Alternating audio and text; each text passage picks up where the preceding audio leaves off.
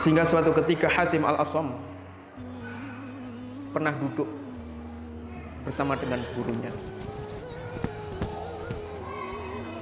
Nama gurunya adalah Syaqiq Al-Balkhi.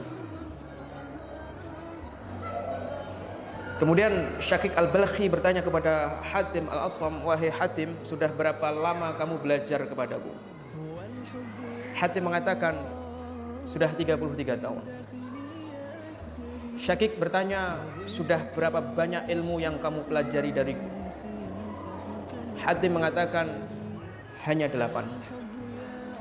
Syaqiq bertanya, "Aku sudah menghabiskan waktuku lama untuk membersamaimu, tapi hanya 8 ilmu yang kamu ambil dariku." Hatim menjawab, "Iya, hanya 8 itu, dan aku kalau berkata selalu benar, dan aku tidak suka bohong." Maka Syaqiq sebagai guru bertanya, 8 hal itu apa saja? Hatim Al-Asam mengatakan, yang pertama, aku memperhatikan makhluk manusia. Mereka saling cinta mencintai satu sama lain.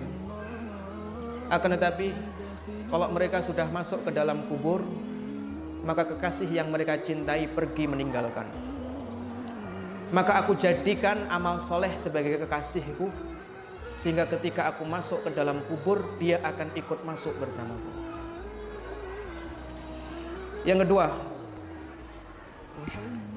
aku memperhatikan firman Allah Subhanahu wa taala, "Wa amma man khafa maqama rabbih wa nahan nafsa 'anil hawa fa innal jannata hiyal ma'wa." Siapapun orang yang takut kedudukan Tuhannya dan dia menahan hawa nafsunya dan dia ikutkan hawa nafsunya untuk mengikuti kehendak Allah, maka sesungguhnya surga adalah tempat kembalinya.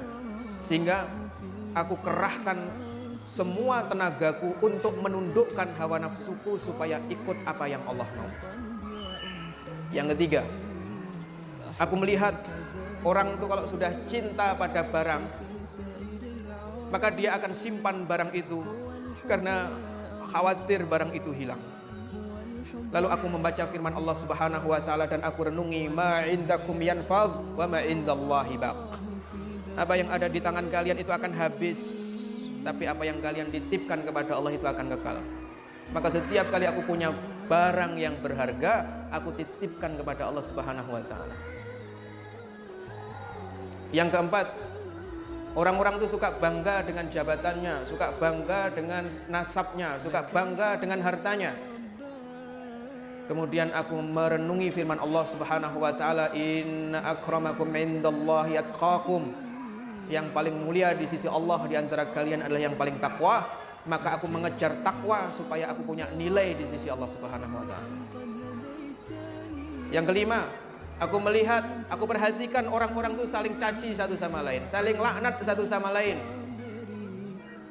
Dan biasanya penyebab mereka saling mencaci maki dan saling melaknat adalah karena hasad, karena iri sesama mereka. Lalu aku merenungi firman Allah Subhanahu wa taala, "Nahnu qassamna bainahum ma'isyatahum fil hayatid dunya." Sesungguhnya kami yang telah membagi rizki mereka dalam kehidupan dunia, maka aku tinggalkan hasad kepada saudaraku hanya gara-gara urusan dunia.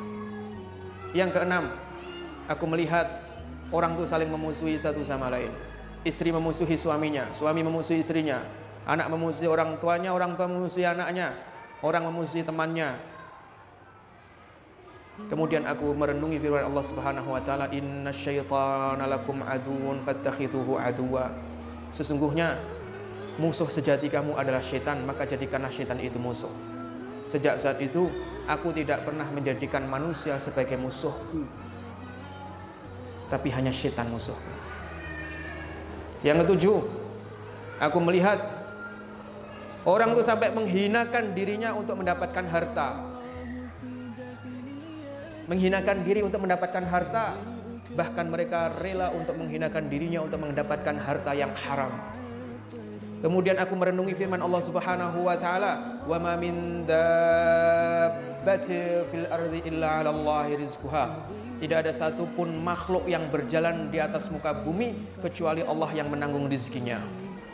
Maka aku serahkan hakku rizkiku kepada Allah dan aku sibukkan dengan kewajibanku kepada Allah. Rizki itu hakku, urusan Allah aku serahkan kepada Allah. Yang wajib bagiku adalah ibadah, aku sibukkan diriku dengan ibadah itu. Dan yang terakhir, kaitannya dengan pembahasan kita hasbunallah wa ni'mal wakil, aku melihat orang itu suka bertawakal, suka bersandar dengan makhluk yang semisal dengannya. Yang ini bersandar dengan hartanya, yang ini bersandar dengan fisiknya. Ya, modalnya hanya fisik, Pak. Yang penting fisik itu sehat, bisa bekerja. Yang ini dengan hartanya, ini dengan kesehatannya, yang ini dengan nasabnya, yang ini dengan keluarganya, yang ini bersandar pada anaknya, yang ini bersandar pada orang tuanya. Maka aku renungi firman Allah Subhanahu wa taala, "Wa may yatawakkal 'alallahi fahuwa hasbuh." Maka siapapun yang bersandar kepada Allah, Allah akan mencukupinya. Maka sejak saat itu aku tidak lagi pernah bersandar kepada makhluk.